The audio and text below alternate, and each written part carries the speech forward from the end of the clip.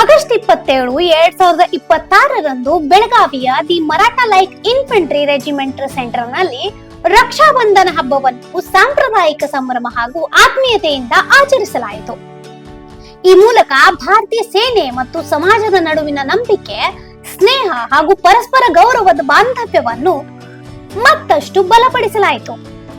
ಕಾರ್ಯಕ್ರಮದಲ್ಲಿ the Maratha light infantry regimental ಸೆಂಟರ್ನ brigadier Girish Upadhyay, SM, VSM, family welfare organisation ನ ಅಧ್ಯಕ್ಷೆ ಶ್ರೀಮತಿ ವೇದಾ ಉಪಾಧ್ಯಾಯ್, ಎಲ್ಲ ಅಧಿಕಾರಿಗಳು, ಅವರ ಪತ್ನಿಯರು ಹಾಗೂ ಕುಟುಂಬ ಸದಸ್ಯರು ಉಪಸ್ಥಿತರಿದ್ದರು.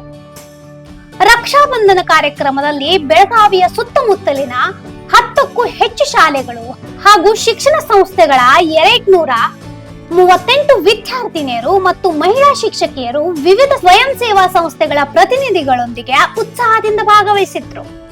ವಿದ್ಯಾರ್ಥಿನಿಯರು, ಮರಾಠ ಎಂಎಲ್ಐಆರ್ಸಿಯ ಅಧಿಕಾರಿಗಳು, ಜೆಸಿಒಗಳು, ಯೋಧರು ಹಾಗೂ ಅಗ್ನಿವೀರರಿಗೆ ರಾಖಿ ಕಟ್ಟುವುದರ ಮೂಲಕ ದೇಶದ ರಕ್ಷಣೆಗೆ ಸಮರ್ಪಿತರಾಗಿರುವ ಸೈನಿಕರು ಮತ್ತು ನಾಗರಿಕರ ನಡುವಿನ ಪವಿತ್ರ ಬಾಂಧವ್ಯದ ಸಂಕೇತವನ್ನು ಸಾರಲಾಯಿತು. ಸೈನಿಕರು ಕೂಡ ಈ ಪ್ರೀತಿಯ ಬಂಧವನ್ನು ಹೆಮ್ಮೆಯಿಂದ ಹಾಗೂ ವಿನಮ್ರತೆಯಿಂದ ಸ್ವೀಕರಿಸಿದ್ರು. ದೇಶ ಮತ್ತು ದೇಶವಾಸಿಗಳ ಸುರಕ್ಷತೆಗಾಗಿ ಸದಾ ಸನ್ನದ್ಧರಾಗಿರುವ ತಮ್ಮ ಬದ್ಧತೆಯನ್ನು ಅವರು ಮತ್ತೊಮ್ಮೆ ವ್ಯಕ್ತಪಡಿಸಿದ್ರು. ಈ ಸಂದರ್ಭದಲ್ಲಿ ವಿದ್ಯಾರ್ಥಿನಿಯರಿಗೆ ಸೈನಿಕರೊಂದಿಗೆ ಸಂವಾದ ನಡೆಸುವ ಅವಕಾಶ ದೊರೆಯಿತು.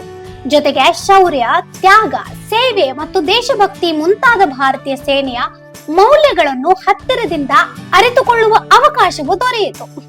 ರಕ್ಷಾ ಬಂಧನದ ಈ ಆಚರಣೆ ಭಾರತದ ಶ್ರೀಮಂತ ಸಾಂಸ್ಕೃತಿಕ ಪರಂಪರೆಯ ಜೊತೆಗೆ ಭಾರತೀಯ ಸೇನೆ ಮತ್ತು ಸಮಾಜದ ನಡುವಿನ ಅವಿನಾಭಾವ ಸಂಬಂಧವನ್ನು ಪ್ರತಿಬಿಂಬಿಸಿತು. ರಾಖಿ ಕಟ್ಟುವ ಸಾಂಪ್ರದಾಯಿಕ ಆಚರಣೆಯ ಮೂಲಕ ಸಮಾಜ ಮತ್ತು ಸೈನಿಕರ ನಡುವಿನ ನಂಬಿಕೆ, ಏಕತೆ ಹಾಗೂ ರಾಷ್ಟ್ರದತ್ತ ಸಾಮೂಹಿಕ ಜವಾಬ್ದಾರಿಯ ಮನೋಭಾವವನ್ನು ಮತ್ತಷ್ಟು ಬಲಪಡಿಸಲಾಯಿತು. ಇಂತಹ ಇನ್ನೂ ಅಪ್ಡೇಟ್ಗಳಿಗಾಗಿ ಫಾಲೋ ಮಾಡಿ ವಾಯ್ಸ್ ಆಫ್ ಎನುಗ್ರಾಮ್ಗೆ.